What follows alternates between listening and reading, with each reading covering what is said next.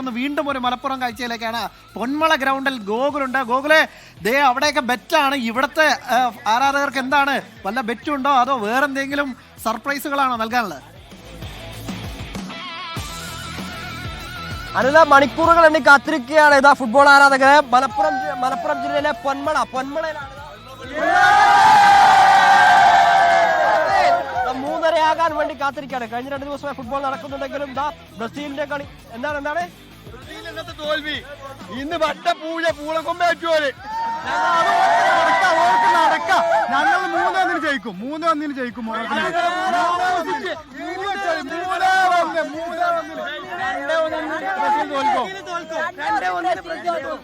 Brazil ആരാധകർ മാത്രമല്ല, മുഴുവൻ ഫുട്ബോൾ ആരാധകരുമുണ്ട്. നേരത്തെ നമ്മൾ പറഞ്ഞ പോലെ തന്നെ ബ്രസീലിന്റെ വിജയത്തിനും ബ്രസീലിന്റെ തോൽവിക്കും കാത്തിരിക്കുന്ന ആളുകളാണ്. കുട്ടിപ്പട്ടാളങ്ങൾ ഉൾപ്പെടെയുള്ള ആളുകളുണ്ട്.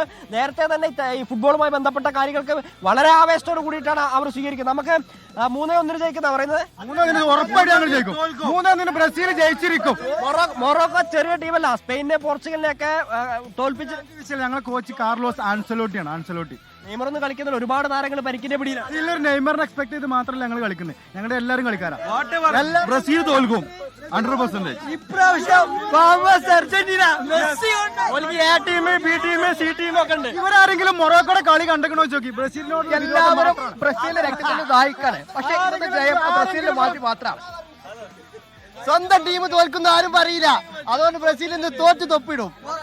അല്ല, നിങ്ങൾ പറയുന്നത് ബ്രസീൽ തോറ്റ് അർജന്റീന ഇപ്രാവശ്യം കപ്പടിക്കുന്നതാണോ പറയുന്നത്?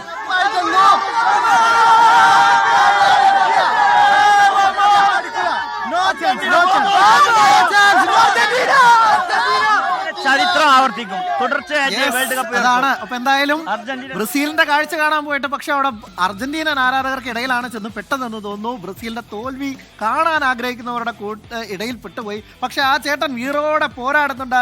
ഇതാണ് ബ്രസീലുകാരെ നമുക്കിഷ്ടം. കാരണം തോറ്റാലും ജയിച്ചാലും എല്ലാ കാലത്തും അവർക്കൊപ്പം നിൽക്കുന്നത് തന്നെയാണ് ലോയൽ ഫാൻസ്.